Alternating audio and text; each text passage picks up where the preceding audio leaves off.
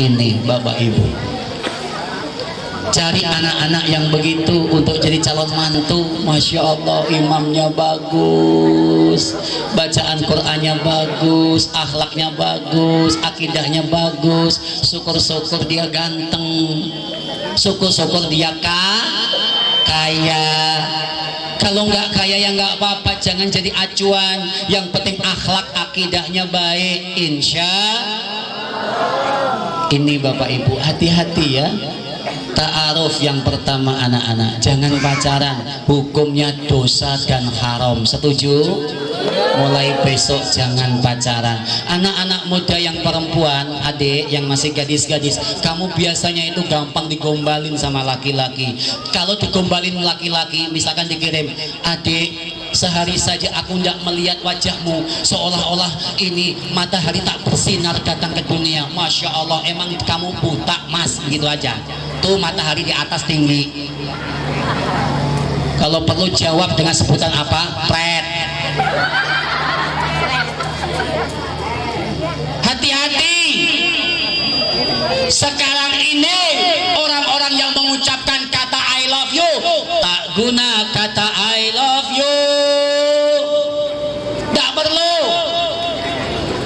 Tapi dia yang berani untuk mengajak nikah, itu yang paling berguna. Buat apa kalimat I love you? Tidak ada gunanya Bapak Ibu. Cinta kita cukup kita ucapkan I love you ya Allah, I love you ya Rasulullah. Alhamdulillah, cinta kepada Allah dan Rasulnya. Wa may yuti'illaha wa rasulahu. Mulai besok begitu ya adik-adik ya, jangan pacaran, jangan ngapel, jangan. Tak adalah merasa cocok. Selanjutnya bagaimana? Terus PDKT saya bagaimana Mas Fauzan? Pendekatannya adalah lewat sholat istikharah. Pendekatannya begitu, bukan janjian di Keritang. Ada anak-anak perempuan, adik hari Kamis pasar Keritang, yuk ayo bang jajan di mana? Ayolah di mana abang maunya? Cuma dibeliin bando. Tahu bando? Ikat rambut yang kadang kayak tanduknya setan begitu. Senangnya luar biasa. Dibeliin pulsa untuk kuota. Senangnya luar biasa. Abang baik deh. WK. Senangnya luar biasa. Jangan mudah digombalin. Hati-hati. Ada maunya. Pasti. Karena orang-orang yang betul-betul cinta kepadamu wahai perempuan, itu dia yang berani menghalalkan kamu secepatnya daripada berbuat haram di mata Allah Subhanahu wa taala. Insya halalkan. Ini kan terkadang nggak kayak begitu Ibu. Kalau sudah begitu langkah yang kedua apa? Setelah istikharah dapat jawaban, ya Allah dekatkan dia kalau memang dia jodohku lewat tahajud. Yang bujangan-bujangan ini ngajarin kamu kok kamu malah ngomong sendiri. Sholat istikharah minta sama Allah, ya Allah dekatkan kalau memang itu si dia adalah jodohku ya Allah. Ketika dia memang bukan jodohku, enggak apa-apa ya Allah, tapi tertibkan aku menjauh pelan-pelan, tapi tetap kita sebagai seorang sahabat dan saudara. Selesai. Dekatkan jodoh. Sholat tahajud. Di situ Bapak Ibu. Setelah itu ada kecocokan tahap kedua Bapak Ibu. Setelah ta'aruf ada khitbah. Datang mengkhitbah bawa orang tua alias melamar. Di situ pernah saya ketemu di jalan, kamu kan yang baru lamaran kemarin, kok sudah bonceng-boncengan pegangan tangan kayak begitu? Enggak apa-apa Ustadz, sebentar lagi kan saya menikah. Itu tak boleh, belum halal.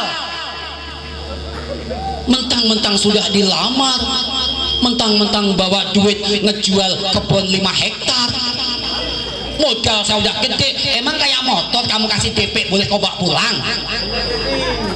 Enggak boleh.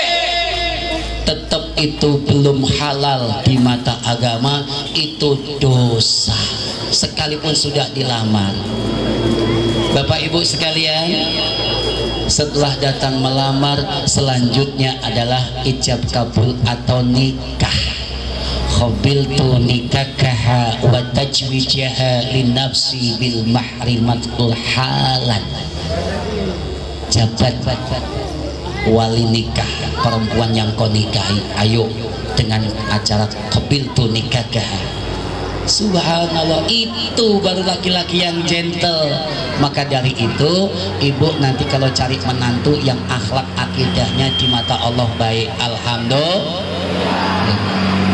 Dah, dari situ ngikuti syariat Islam yang dibawa oleh ulama, karena al ulama warasyatul anbiya, pewaris para nabi. Tapi hati-hati Pak nyari ulama. Sekarang banyak yang bukan pewaris para nabi, niatnya bukan karena Allah. Ini harus kita antisipasi. Tapi terkadang muncul fitnah di mana-mana, tak apa-apa. Kalau bukan di fitnah, bukan dakwah namanya Pak. Yang penting innallaha bidatis syudur, Allah tahu isi hati kita. Pasrahkan sama Allah, selesai perkara. Tidak ada ulama-ulama yang mengarang-pengarang kitab salafus soleh terdahulu, tidak ada yang tidak dipenjara, semua dipenjara, dianiaya oleh pemerintah pada waktu dan masyarakat. Tapi dia di dalam penjara, di dalam fitnah-fitnah itu, dia mampu mencetuskan kitab-kitab yang sekarang menjadi fikih-fikih dalam Islam. Itu sejarah. Yang penting kita tahu Allah lebih mengetahui. Jangan pernah marah ketika dapat fitnah. Ini Bapak Ibu, ulama-ulama yang sudah dihancurkan lewat program-program televisi, kita nggak pernah tahu, nggak pernah sadar. Terakhir saya kasih bukti satu lagi. Nanti ibu bapak jawab ini benar apa salah gitu ya. Pagi-pagi ada di salah satu stasiun televisi, dikasih mic, langsung dia berdiri.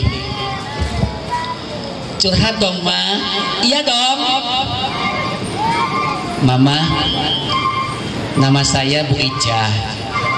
Saya sudah, oh di sini ada namanya Bu Ija. Ya udah saya gantilah, saya ganti. Jangan ada Pak, takutnya nanti takut tersinggung. Mama, nama saya Bu Emma. Ada lagi? Kok ada semua sih Bu? Ya udah saya ganti. Mama, nama saya Ma Erot. Nggak ada kan? Nggak ada. Ini contoh dan itu terjadi di televisi. Mama, saya Ma Erot, rumah tangga saya udah 10 tahun Mama. Anak saya sudah 2 orang. Saya mau curhat Mama. Ketika anak saya masih 1 Mama, suami saya setia Mama, luar biasa, menjadi suami toladan. Tapi ketika anak saya sudah 2 Mama, ternyata Mama, akhirnya saya mulai mengetahui suami saya kurang jujur Mama. Biasanya pulang kerja jam 5, kalau lembur jam 9, terkadang sampai malam nggak pulang-pulang Mama. Dia suka bohong Mama, ada chatting-chattingan dengan wanita. Begitu tak buktikan Mama, ternyata suami saya selingkuh Mama. Mama, saya mau curhat Mama, tahu nggak sakitnya tuh di sini Mama. Sering acara curhat dong di televisi, sering mendengar begitu, wanita-wanita pada curhat orang lain. Sekarang saya tanya, boleh nggak membuka aib orang lain? Sekalipun alasannya curhat, boleh nggak? Boleh nggak kita membuka aib suami? Nggak boleh. Sekalipun suami ibu tidurnya ngorok, mendengkur, ngomong sama tetangga, Bu, biasanya kan jam 8 ibu udah selesai nyuci, udah masak, kok tumben sekarang jam 9 aja belum kelar urusan rumah tangga? Ada apa Bu? Ibu tahu nggak, tadi malam saya udah jengkel, mana suami nggak jujur, duit dipegang dia sendiri, nggak percaya sama saya, uang belanja saya dikurangin, saya marah-marah, tidur di samping saya, semalam nggak bisa tidur, ngorok kencengnya minta ampun. Ibu cerita sekalipun tidurnya ngorok, boleh nggak? Nggak boleh Bu, tak kasih bocorannya, demi Allah saya nggak bohong. Haram hukumnya wanita masuk ke dalam surga kalau berani membuka aib suami, sekalipun itu benar. Tutup aib seorang suami. Percaya nggak? Benar, diharamkan masuk ke dalam surga. Bapak tahu? Ibu tahu nggak? Sudah tahu? Mulai besok jangan membuka aib suami sekecil apapun. Nah, untuk bapak-bapak silahkan kalau mau pada selingkuh, nggak apa-apa. Ya nggak gitu juga, keles. Kasihan ibu-ibu ya Bu ya. Kasihan ibu-ibu, tetap harus menjadi seorang suami yang ya ayyuhalladzina amanu qu anfusakum wa ahlikum naro. Menjadi suami yang betul-betul bisa menjaga diri dan keluarganya semua dari api nerakanya. Itu tanggung jawab suami. Kalau suami sudah baik, ibu tolong hargai, hormati suami sekalipun gajinya pas-pasan, sekalipun hidup miskin. Bu, kaya nggak jaminan kalau masuk neraka. Miskin nggak apa-apa, nggak punya duit, nggak punya sawit banyak nggak apa-apa, hisapnya pendek, cepet selesai. Makanya jadi orang miskin itu bahagia. Hidup orang miskin, hidup orang miskin. Ibu aja yang miskin kali. Kalau saya mah kepengen kaya, rajin sodako, rajin ibadah, pulang umroh dan haji. Itu kan mau gue, kasihan deh lo. Artinya apa? Kaya boleh dan itu bagus, tapi hartanya manfaatkan untuk jihad fisabilillah, di dalam ketaatan kepada Allah. Dalam ilmu tafsir artinya adalah fi taatillah, di dalam ketaatan kepada Allah Subhanahu wa taala. Itu bagus. Buat apa kayak kalau pelit? Di situ Bapak Ibu. Kalau suami sudah baik ngajak taat, ayo ikutin. Itu suami kita. Karena ada pepatah, surga nunut, neraka katut. Tahu artinya? Perempuan itu surga juga ngikut, bapak neraka ikut-ikutan ke ibu nanti. Kalau kita nggak bisa membawa seorang suami berangkat ke surga, istrinya bawa ke neraka, istrinya protes sama Allah, nggak bisa ya Allah, tuh suami saya enak banget masuk ke surga, saya dibuang ke neraka, dia nggak pernah nasihatin saya nggak tutup aurat, dia diam saja, saya minta jilbab nggak lagi beliin jilbab, saya nggak pernah sholat, dia diam aja, saya nggak bisa ngaji ajarin, tolong ya Allah, seret ke neraka. Bapak diseret ke neraka sama istri.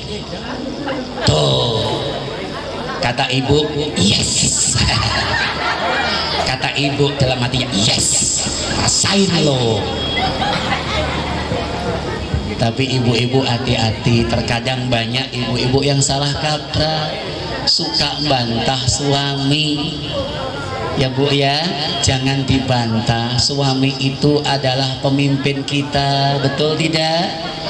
Wanita yang soleha itu adalah qurrata a'yun. Kepada seorang suami menyejukkan pandangan. Jadi kalau bapak di samping ibu, ibu membuat senang, bapak nyaman banget di samping ibu. Karena tadi itu sejuk pandangan ibu, kata Rasulullah. Pandangan bapak pun sejuk. Kira-kira ibu begitu enggak kalau di samping bapak? Bisa nyaman enggak? Tuh kan, yang enggak paling pinter. Yang mana suaminya yang bilang enggak? Ada enggak di sini? Di situ Bapak Ibu. Perhatikan. Maka ngaji, datang kepada ulama, jangan datang ke orang-orang yang gak benar. Langkah yang dia perbuat supaya kita jauh daripada ulama, perhatikan, tanpa disadari, maaf Bapak Ibu, berkahnya ilmu itu datang ke ulama.